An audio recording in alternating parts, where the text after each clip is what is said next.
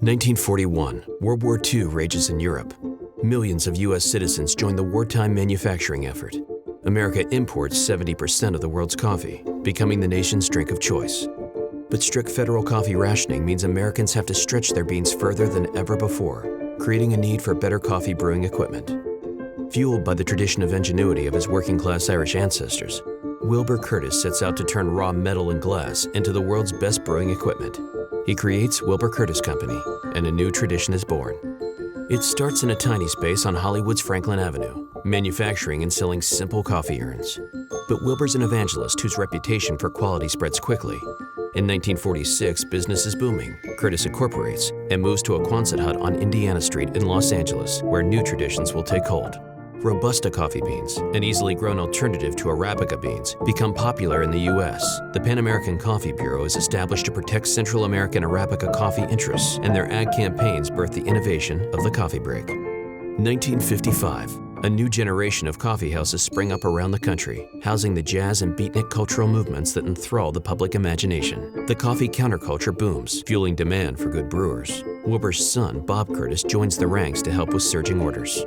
Cultural revolution ushers in the 1960s. Curtis starts a new tradition by becoming the first coffee brewer manufacturing company to appoint a female president CEO, Margaret Curtis, who famously streamlines operations.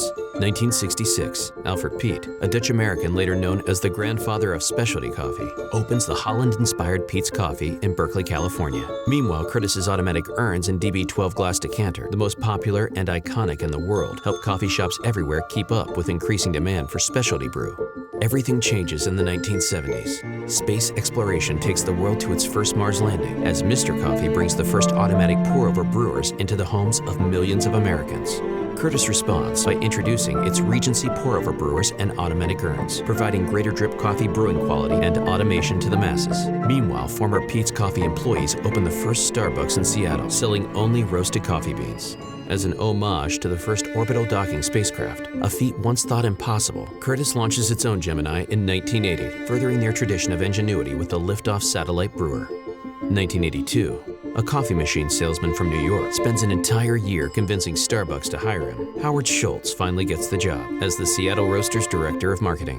1985, at Harvard University, a study begins that 30 years later will boldly announce that coffee drinking likely increases our lifespans. In 1986, Kevin Curtis, a third-generation Curtis, takes his place at the family business. 1991, 40-year veteran Bob Curtis is named president and CEO of Curtis. Third-generation Curtis's Michael and Katie joined the business in 1993. Convenience store coffee, an American way of life, evolves to serve a new generation of sophisticated coffee drinkers. Ahead of the trend, Curtis contributes to the new American tradition by introducing its analog cappuccino in 1994. The instant cappuccino machine becomes an important profit channel for thousands of C-stores. International specialty coffee blooms past 25% of the U.S. coffee market in the 90s, and brewers struggled to maintain consistency among the endless varieties. But Curtis answers the call in 1996 with the world's first digital brewing equipment, giving brewers an unprecedented level of control.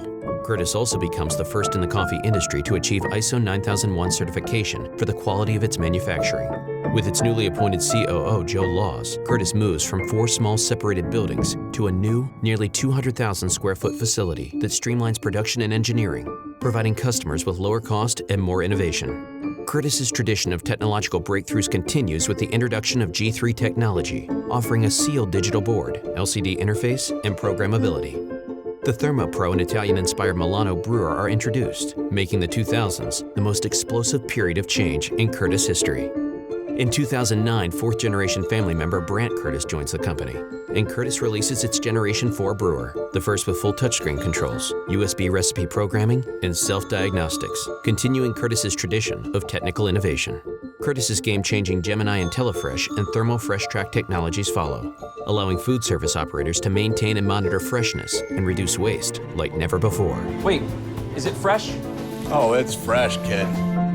In 2011, Curtis celebrates 70 years of new traditions, all made here in Los Angeles. As the theater of coffee takes front stage in the shops of craft roasters, Curtis starts a new tradition with another industry first, the Curtis Gold Cup Brewer, which introduces a single perfect cup of coffee with the touch of a button. It wins the 2012 SCAA Best New Product Award. 2 years later, Curtis wins the award again with the Seraphim, the brewer designed for today's urban coffee culture. In 2015, Kevin Curtis is named President-CEO of the company he's been with for 29 years. At the same time, his brother Michael Curtis, now a 23-year veteran, is named Executive Vice President. Together, they will lead Curtis into a bold future in which innovation, quality, and heart remain as important today as they've been to Curtis since 1941. What new traditions will Curtis start in the next 75 years? We'll be one of the first in our industry to build brewers with the power of the sun. We'll continue reusing and recycling our materials and water to protect the environment and help fight California's drought. And we'll welcome new generations of the industry's best women and men to work alongside us. Here's to new traditions.